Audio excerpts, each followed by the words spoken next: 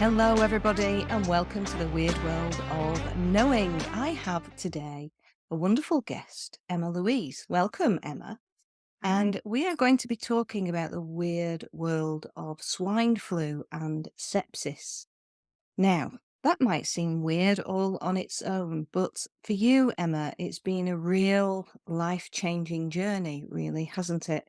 And it happened quite early on in your life. So, first of all, Emma, tell us a little bit about you. What do you do? Where do you come from? So obviously my name's Emma. I'm from Preston in the north of England, and I'm an energy therapist and coach, and I work with women who have been affected by domestic and narcissistic abuse and violence and who are struggling with the effects of that and, looking to move on and heal from their experiences and what they've been through. Fantastic. And that in itself is such deep, profound work to be helping women who have suffered through, and I'm sure you're Absolutely. doing quite a lot of inner child work really with all of this, Yes. because it's Yes, quite deep, isn't it, that you're it doing? is. So we're going to be talking about your journey that included swine flu and sepsis. So Yeah. just give us a little bit of background about your life as you were sort of leading up to what actually happened there. Well, I was 21 at the time. I'd, just turned 21 6 months previous. I had a 2-year-old little boy. I was kind of struggling with my own trauma, what I now know to be my own, childhood things that I experienced. I wasn't in a very good place mentally at the time.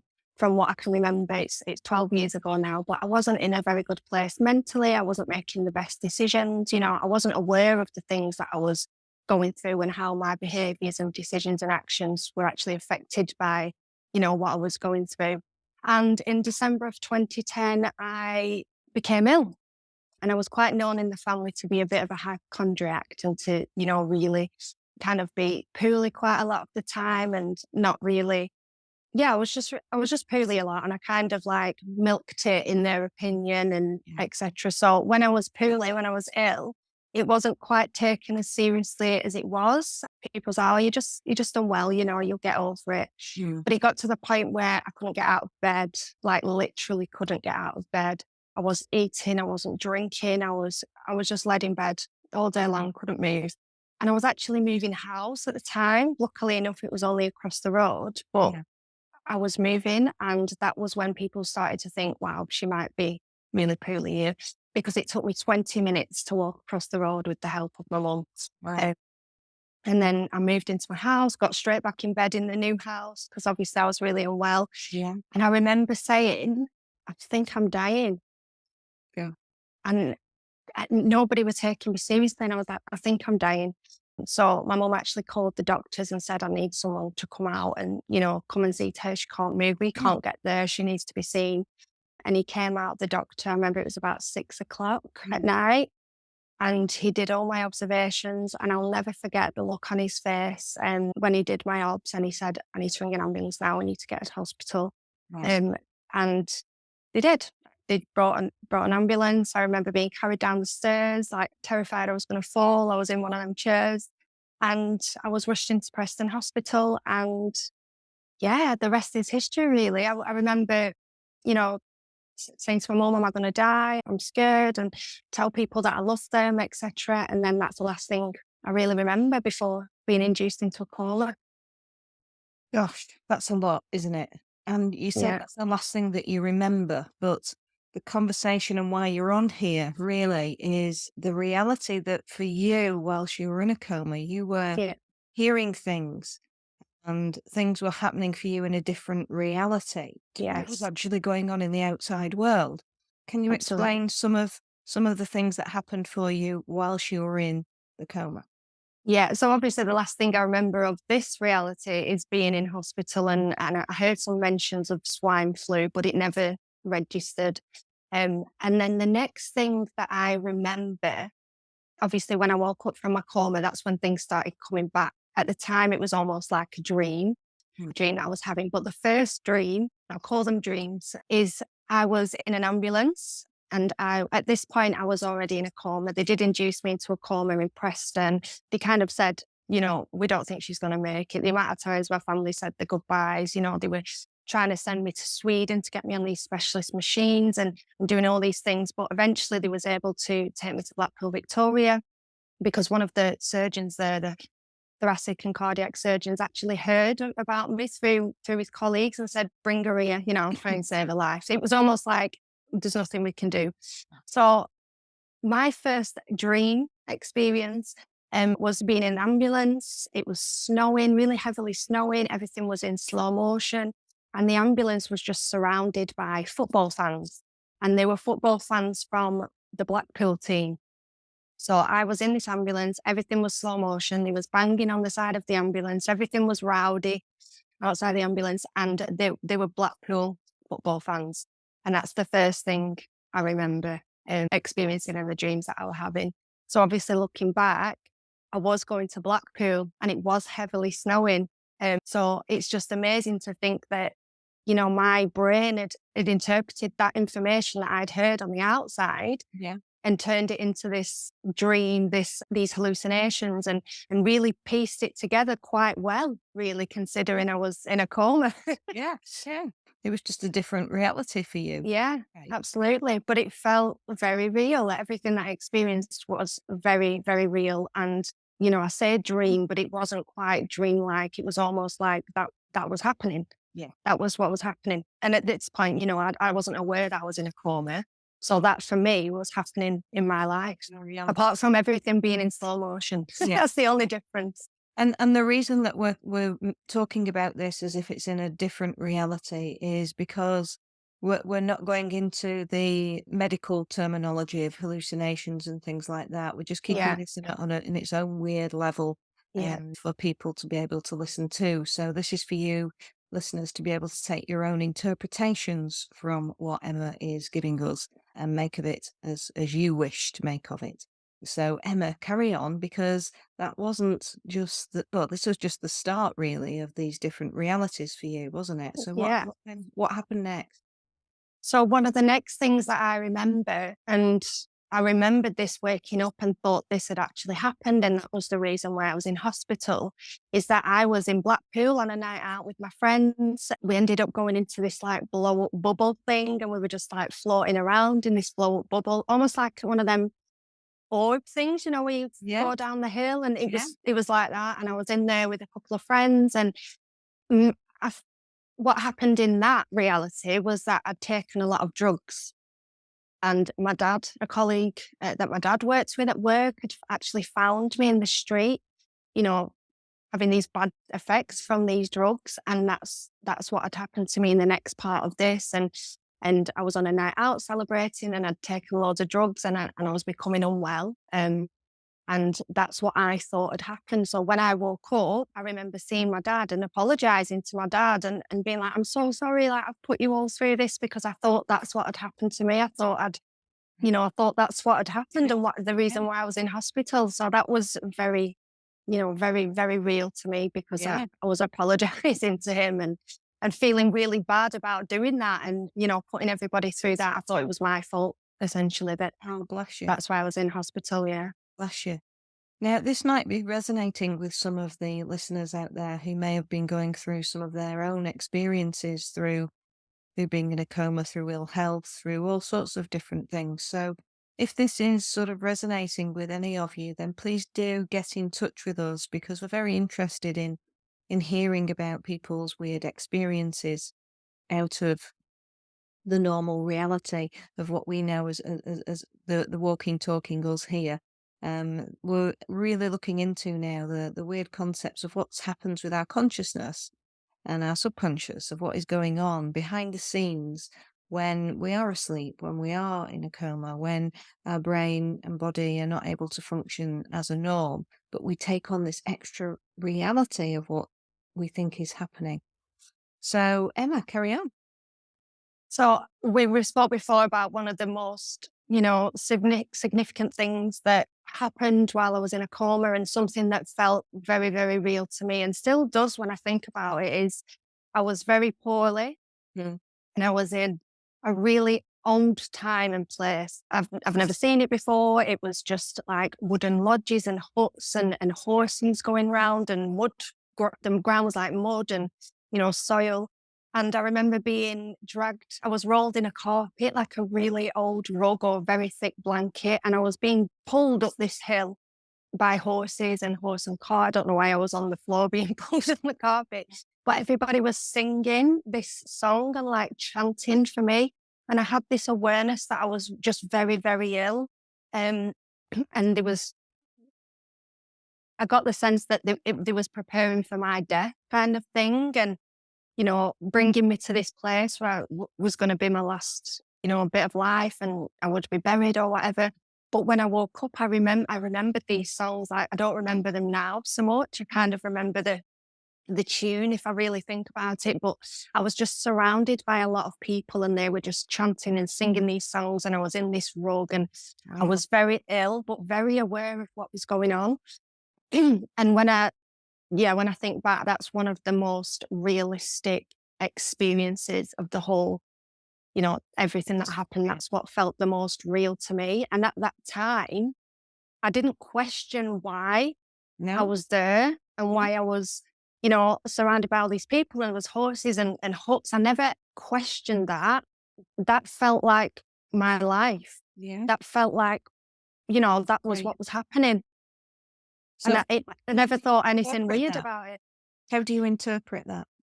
Well, doing the work that I've done, over the years and going back into things like past lives and things like that, I really do believe that that was a past life, either memory or again, going into that experience, into that alternative reality or reliving that or, whatever that might be. I genuinely do think that that might have been a past life experience because I also remember that I was very young in this reality. And obviously in the real reality, I was very young as well. I was only 21, and I have had sort of like past life regressions as well. Over the past few years, where I have actually passed away very young again. No. Um, so piecing that all together, it kind of like gave me shivers to think that, Yeah. in all these lives potentially that I've died really young, I've passed away really young. And then in this life, I've kind of managed to escape that and, against all odds, really come out of the other side and survive it all. But And it felt very real. how did that make you feel though? How were you feeling through all of that, knowing that you were being in that reality, being wrapped up in a carpet, being dragged up a hill? What were your feelings with that? Do you remember? I wasn't scared. I wasn't scared at all. I wasn't worried. I wasn't thinking, oh my gosh, I'm gonna die. It was almost like a very calm experience and I was just allowing whatever was just happening to happen. It's almost like I knew that, this was it and I was coming to the end of my life. And obviously when I was seriously ill before I went into hospital, I still wasn't panicking. I was just that ill that there was nothing I couldn't, feel any emotions really. I was just that ill that it was just that was all the focus was on Yeah. is just being ill. So yes, in this reality where I was being dragged up the hill in a carpet, and I kind of have memories now thinking about it of what the carpet looked like, and it Oh, was very tell thick. us, what does the carpet look like? It feels like it was very, very similar to like a Persian rug, Mm. like with that kind of like drawing, not drawing, like design, etc. And it was very, very thick. Like I feel like it was about that thick, Right. which is very, yeah, it was very thick. And I was just wrapped and they were just pulling me up the hill with horses. And yeah, I was just very calm and I was just listening to the songs that they were singing. And everybody, in this reality that was surrounding me was just singing this song and chanting almost. So it's really interesting to like go Really into that. interesting. And And I presume that the chanting and the songs were calming all of their own, really. yeah, they must Yeah. have been because I wasn't, I did felt calm. I felt really calm. I felt like it was just a really slow, calm process that was happening and something that wasn't worrying or scary or, I wasn't thinking, oh, I'm at the end of my life. I had that awareness that I was, like I felt that I was. But yeah, it wasn't scary at all. It was very calm. I was very relaxed, surprisingly. Unfortunately, you are here to tell us all these wonderful realities of yours. So was that the final one, or are there more that you can Oh, remember? I had a few. There are There are some that I might have forgotten. I have got a notebook in my attic somewhere where I was able to write them all down. Surprisingly, I remembered everything when I woke up. And, when I did wake up, I couldn't write. I had no muscle strength. I couldn't talk. I couldn't write. But when I could write, it was the first thing that I did. I was just like, I need to remember this. I need to remember this. In terms of while I was in the coma, that's kind of like all I remember Yeah. speaking to you now. Yeah. But then I started having, like, again, when I was being brought out of the coma and they was reducing the meds, I was having different realities then, Mm. but within the same experience that was this experience now. Like being in the hospital bed, I was having, different things happening. And again, I never questioned anything that was going on, even though it was weird. Yeah. I never questioned anything. That was just, it was normal. I never thought, oh God, this is weird. And why is this weird thing? I never questioned anything. It was just, that was what was happening. And that was normal to me. And It's they strange. are doing research on this now, aren't they? And did they ask you to be part of some research study?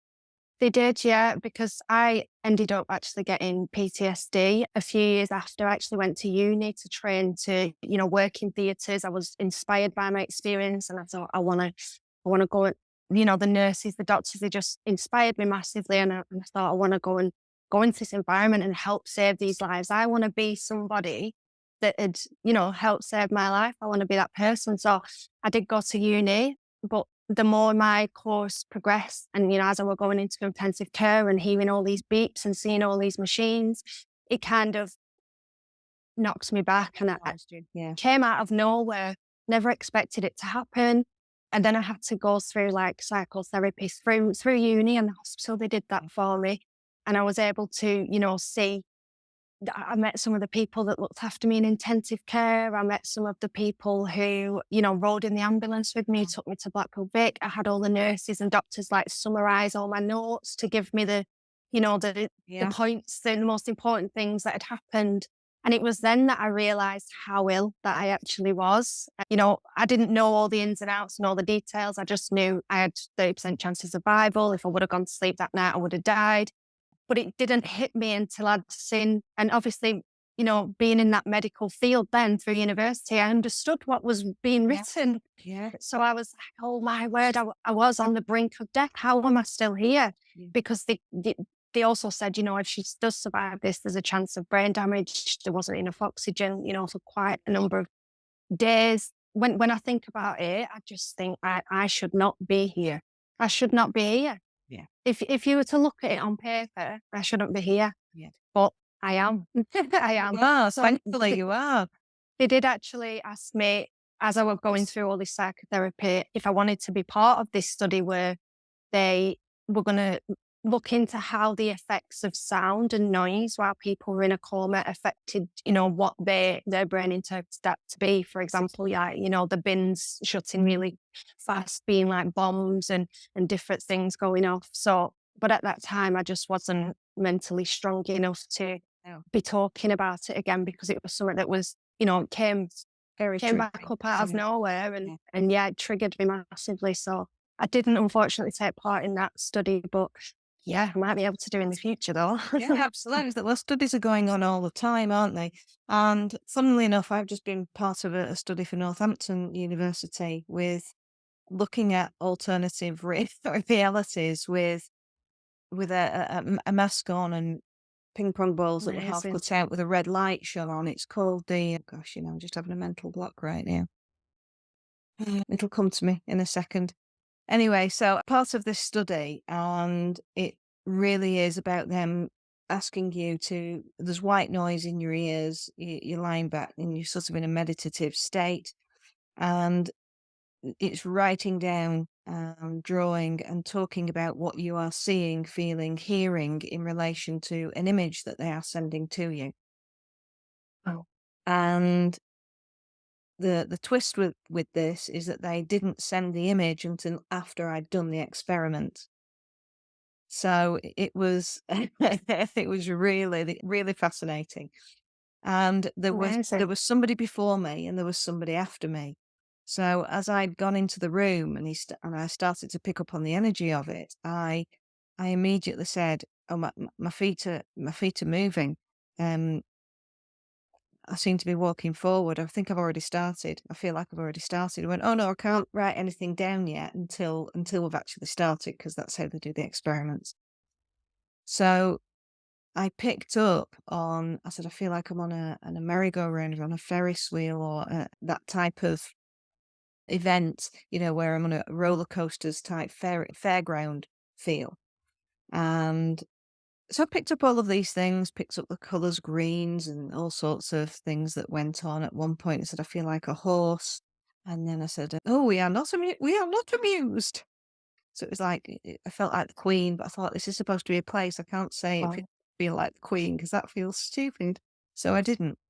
And it turned out that I was picking up on the images of when I spoke to the lady who'd gone before me.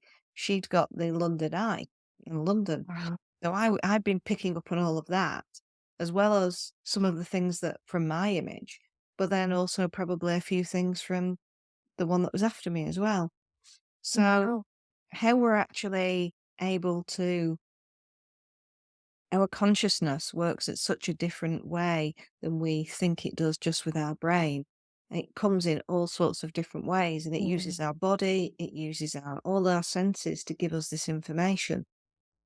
And like you say, how we interpret it is really different for every single one of us. Yeah. Because the work that I've been doing the work that we both do, I'm a trainer in MBIR and talk EFT and energy work in general, and Reiki, hypnosis, NLP, those type of things. And I know that you're also an energy therapist in EFT and MBIR, mindfulness based inner repatterning. And the way that people describe things to you when they're in that meditative state as you're working Mm. with them, they're giving you a different reality in a way quite similar to what you have just described to us here.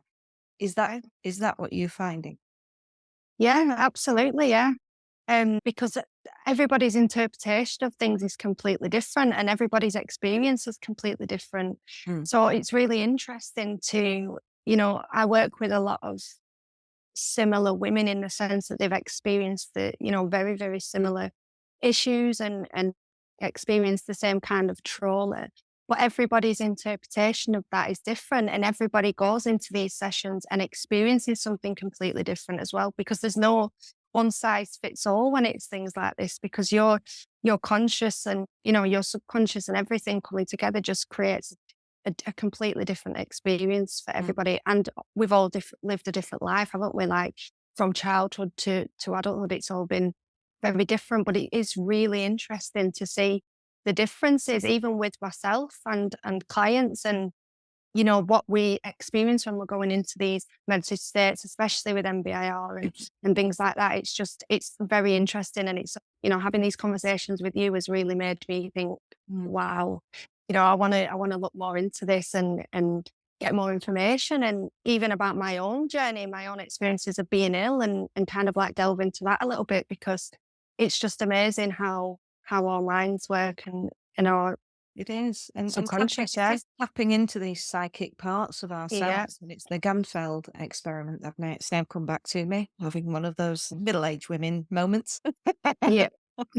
So, yeah, and I think the joy of it is it's very, people want to know how it's going to affect them if they go to experience something like Mm. hypnosis or EFT, and tap into their subconscious, and tap into Mm.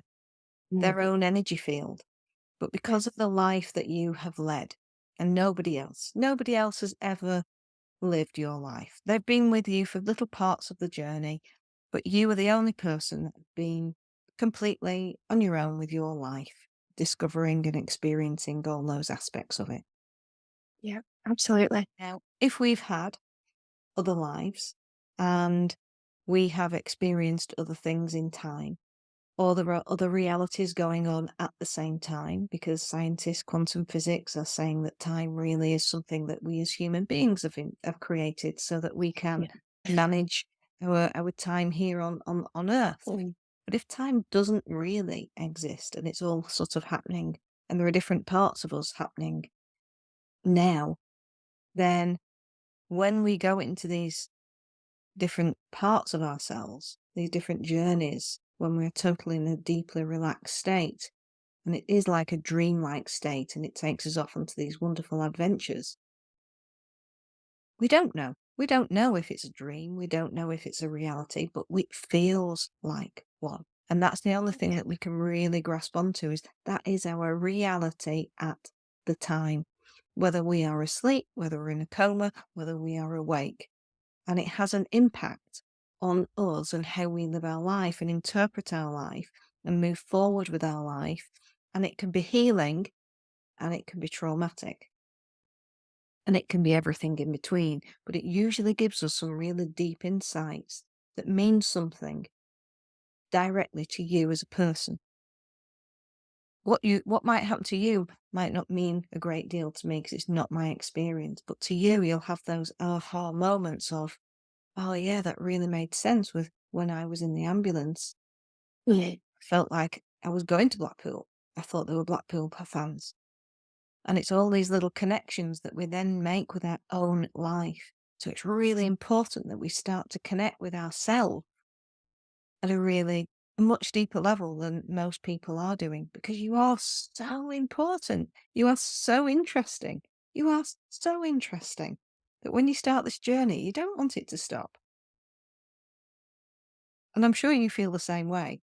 Yeah, absolutely. I just want to know more and learn more Mm. about myself, my soul, my experience as a whole, not just in this life, in however many lives I've lived before. And I just know that there's so much more to what I've always believed up until the last few years ago. I'm just grateful to have had these eye-opening experiences that have brought me on this journey, really, to discover more about the world around me and the world within me as well. Mm. So how has this Excuse me. been? Because they said that you had swine flu and sepsis. Yeah, and How pneumonia as well. and pneumonia, so Yeah. there was a lot going on there for you, an awful lot going on physically. So how has that shaped you forward, moving forward from that experience? Well, I've not really been ill since. I've had a few like tummy bugs here and there. I'm actually going to cough right now. My immune system seems to be much better than it was. Like I said at the beginning, I was the kind of, hypochondriac, always ill, etc. Which I now look back and think it had a lot to do with my emotional and mental state and the things I've experienced. Um, but it helped me look at things from a different angle and be more grateful. Like I'd never really felt gratitude to that extent ever Mm, in my life. So that kind of opened me up to gratitude and being grateful. I'd never really given it much thought. I was 21 and I was a young mom. I hadn't always made the best choices and the best decisions in my life, but that kind of really just opened me up to there's more to do here. And yes. that's why I went to, university and I thought I was working in a nursery at the time, which I had done since I'd left college. And it kind of made me think there's more to be done. There's more for me to do. Mm, I'm here for a reason. I really genuinely felt that I was here for a purpose. And it's took me, 12, 11, 10, 11, 12 years to figure that out. And I feel like I finally, fine tuned what it is that, my skills and my gifts are and how I can help people in this world. But it was kind of the catalyst for me to want to do more with my life. I'd never really given my future or my dreams or my goals or my purpose. I would have never, the word purpose wasn't even in my vocabulary, really. yes. So it kind of was the catalyst for me to just want to be more and do more with my Mm, life, definitely. And from that, you know, it's been a difficult 12 years. I've experienced, abusive relationships. I've experienced a whole host of different things, but the journey that I started on then is the journey to get me to where I am now. And I'm grateful for everything that's happened, really, including being ill, because yes. I probably wouldn't have had this eye opening, Well, consciousness expanding experience. so many people say that, so many people do say that, it has literally propelled their life forward in a deeply profound, grateful, Yeah. abundant way because they Yeah. appreciate Mm, life a lot more now than they ever did before yeah. it happened, and they're looking at it in a very different way, which gives you all these feelings of gratitude and abundance and love. And it's very difficult to sometimes to appreciate and understand that you can feel like that when you are suffering at the other end. Mhm. Yeah.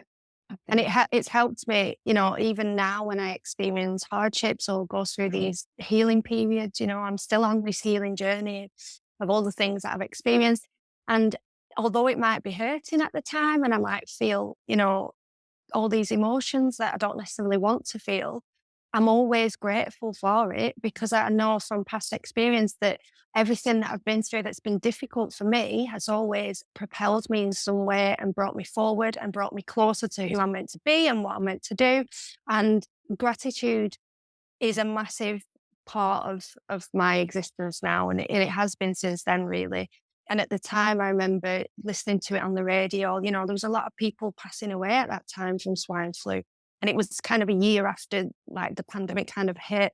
Um, and I just remember thinking, I had a lot of survivor guilt as well at that time, listening to all this stuff on the radio, thinking why like, I was so sad for these people that had passed, but equally just so grateful to have been there. And I definitely think it happened for a reason. It kind of like changed the trajectory of my entire life, really, at Beautiful. that time.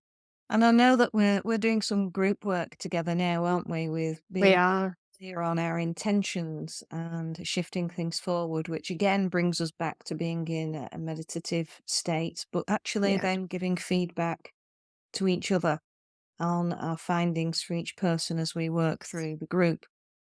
Yeah. Very much along the lines of the Power of Eight method that Lynn McTaggart uses, and I'm delighted to say that she's on series 2, so we're gonna be having Lynn McTaggart on, which is wonderful. And I know that you've had quite a profound experience from that as well. Are you able to tell us a little bit about that?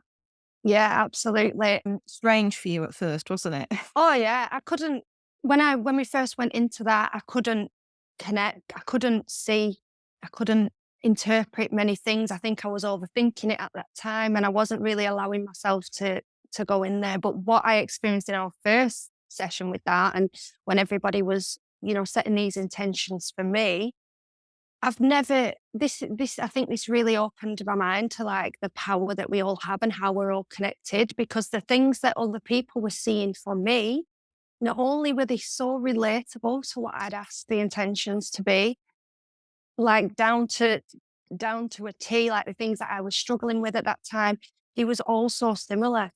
Everything was so similar. There was a lot to do with like music and different things like that. And at that time, related to what I was experiencing and the struggles that I was having. And I think I was really confused. And what I wanted at that time was a lot of clarity. I was like desperate for this clarity. And it was almost like in an instant, I was filled with that. Everything became clear because everybody had these same experiences for me. And And you and I'm yeah, crying my eyes out. I couldn't person. stop Yeah, crying. you were very emotional. It I was was. deeply moving for us all, I think. Yeah. Very moving indeed. And yet each one of us had a different segment of all of that. So, but Yeah. together it made this whole picture for you, didn't it? I was blown away. I couldn't believe the power that was there in that, in that space to be able to do that. And as we were going round and then I sort of like relaxed and got into that. And then, the week after I was saying things very, very similar to other people for somebody else. And I thought, wow, this is just unbelievable that we can connect on this level. We're not even in the same room at this point. We're on Zoom now. Imagine if we were together in the same room. And it's like what you were saying about, your experiences in that experiment. But yeah, I was just completely blown away by the accuracy and then how that made me feel and the clarity that I got first. And it was almost like this acceptance and this showing me that, what I believed that I wanted or what I believed to be true was actually what everybody was telling me. And it was just beautiful. I was overwhelmed. Yeah, it is, and I think it's that connection that is the most Mm. important thing. We seem to think, working in reasonable small groups where you are deeply able to connect and give each other real intentional support is making massive differences to people's lives. And it doesn't have to be for a very long period of time that we do this either. We only did this for 10 minutes. and the effect for you was really deeply Yeah. profound. And And then that's my life changed.